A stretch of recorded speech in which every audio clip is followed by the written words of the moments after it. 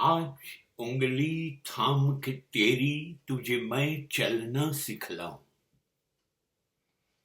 कल हाथ पकड़ना मेरा जब मैं बूढ़ा हो जाऊं।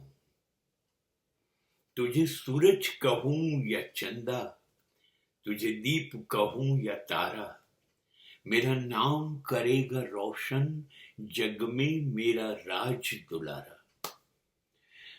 દરેક પાપા પગલી કરતા શીખતા બાળકની આંગળી પકડીને માં કે એનો પિતા આજ આશા રાખે છે, આજ ઉંગલી થામ કે તેરી।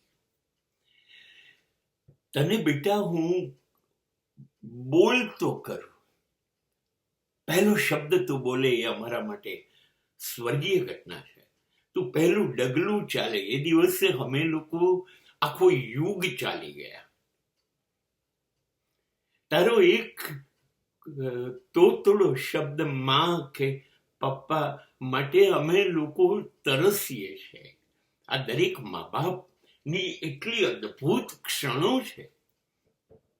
એનું બાળક ડગમગ ચાલે, એની પેટી પડે, અદ્ભુત ક્ષણ છે। બસ અહીંથી એની આશાઓનો સંસાર શરૂ થાય છે, અહીંથી શરૂ થાય છે। એક નઈ દુનિયા બસાએંગે હમ। અને બધું હવેનું 20-25-50 વર્ષ પછીની જે એની દુનિયા છે એ હવે એ જોવા માંડે છે, નજર સામે આવે છે। આ મારી દીકરી, આ મારો દીકરો।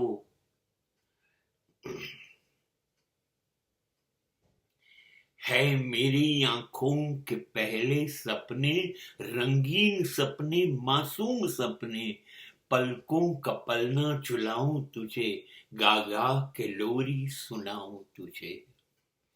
कितना कितना लाड तुझे सूरज कहूं या चंदा, आ उम्मीद होय छे दरेक माँ बापनी।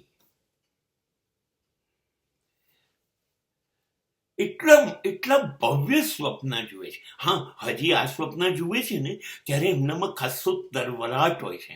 હજી એ લોકોને ખબર છે એ દુનિયા બદલી શકે, હજી એ લોકો દુનિયા સામે કોઈ પણ જંગ જીતવા તૈયાર છે। શક્તિશાળી છે મા બાપ અત્યારે, એમની પાસે એટલી બધી યોજનાઓ છે। અને હવે નક્કી કરીને બેસે છે મારો દીકરાને મારી દીકરીને આવું કંઈક રહેશે। બસ અહીં અગાડી સમય બદલાયો છે એટલે મા બાપે બદલવું પોતાની જાત માટે જરૂરી બની ગયું છે। બાળકને તમે જન્મ આપ્યો એ સનાતન સત્ય છે, બાળક તમારા શરીરથી આવ્યું એ બિલકુલ સાચું છે।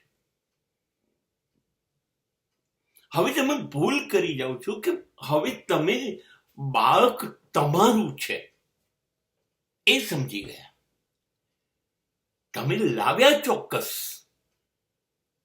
પણ તમારો હક નથી, અધિકાર નથી।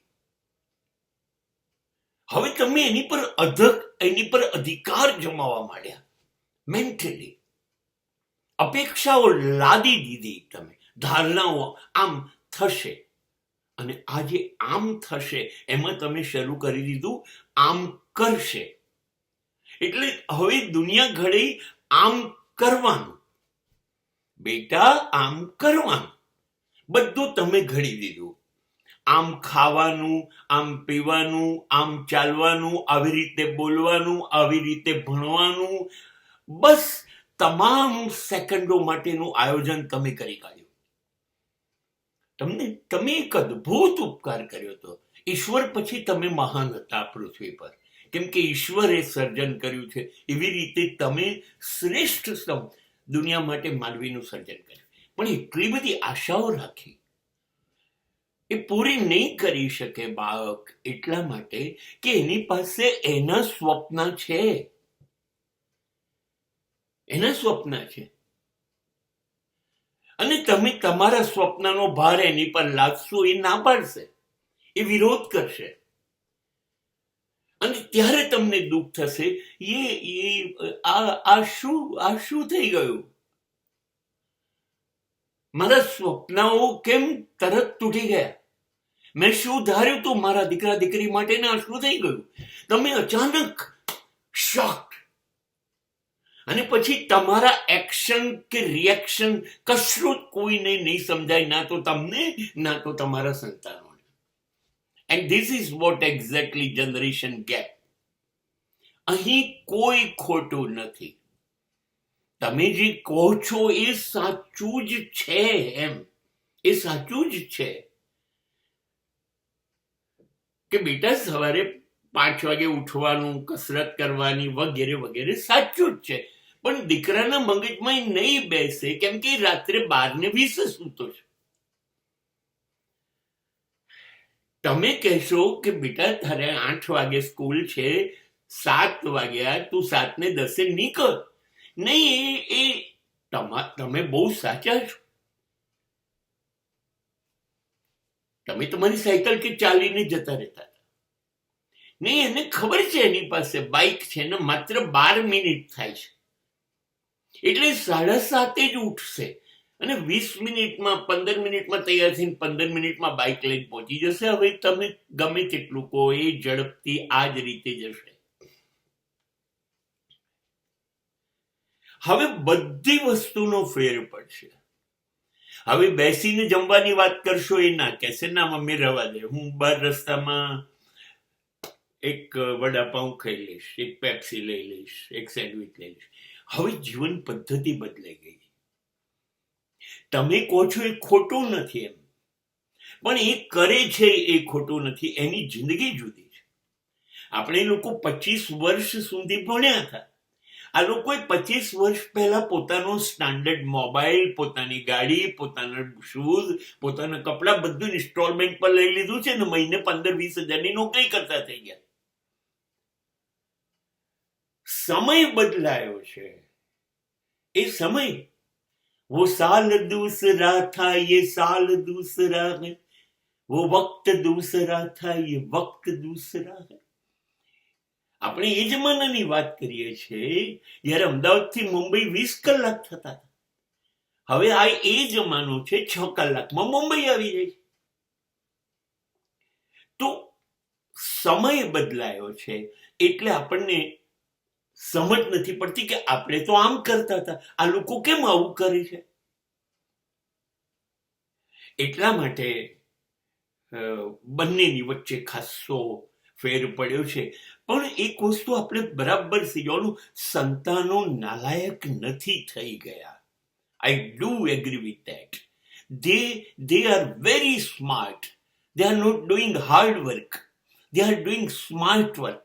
અને આપણે 25-30 વર્ષ સુધી ઠેકાણા નહોતો, એ લોકો 30 વર્ષ પહેલા ઘર, મકાન થોડું સેટ થઈ ગયા હોય. આપણે એક નોકરી શોધી નહોતા શકતા, આ લોકો વર્ષમાં 3 નોકરી બદલી શકે. બિલકુલ જુદી વાત છે. એટલા માટે આપણી આશાઓ તૂટી નથી, આપણા સ્વપ્ન તૂટ્યા નથી, આપણા સંતાનો ખોટા માર્ગે નથી. બિલકુલ સાચી વાત છે. એવું બને, પણ એવું બને કે તમે ચા પીતા હતા અને એ ક્યાંક બેસીને પેપ્સી પીએ છે કે આંગળીમાં સિગરેટ છે, પણ એ વિચારતો હશે કે હું 18,000 બદલે 28,000ની નોકરી પર કેવી રીતે જઉં, મારા પ્રમોશનનું શું, મારા સેલનું શું. જવાબદાર બન્યા છે અને બહુ ઝડપથી વિકાસ કરવો છે. એમને ધીરુભાઈ અંબાણીનું સૂત્ર મગજમાં બેસ્યું છે, કર લો દુનિયા મુઠ્ઠી મેં. એટલે આપણી જેમ પેલું જબ આયો સંતોષ ધન બાબા, નહીં, મને સંતોષ છે નહીં. 35,000 પગાર પરથી એ અત્યારે એ મુશ્કેલીમાં છે કે કેવી રીતે 75 ઉપર જાય. એ 5 લાખની ગાડીમાંથી એ 15 લાખની ગાડી પ્લાન કરે છે. એ 1 બેડરૂમના બદલે 3 બેડરૂમ પ્લાન કરે છે. તો હવે એના મગજમાં આ બધું છે, આપણા મગજમાં આ નથી. સંતાનો બદલાયા નથી અને મા બાપ બિલકુલ ખોટા નથી, પણ એ સમયમાં આમ જ જીવાતું હતું. એ સમય આ જ હતો. એ સમય ભાખરી અને મીઠું ખાઈ લેવાનો હતો લગાડીને. હવેનો સમય પિઝાનો છે, પણ સામે 40,000 રૂપિયા એ 4 કલાકમાં કમાઈ આવે છે.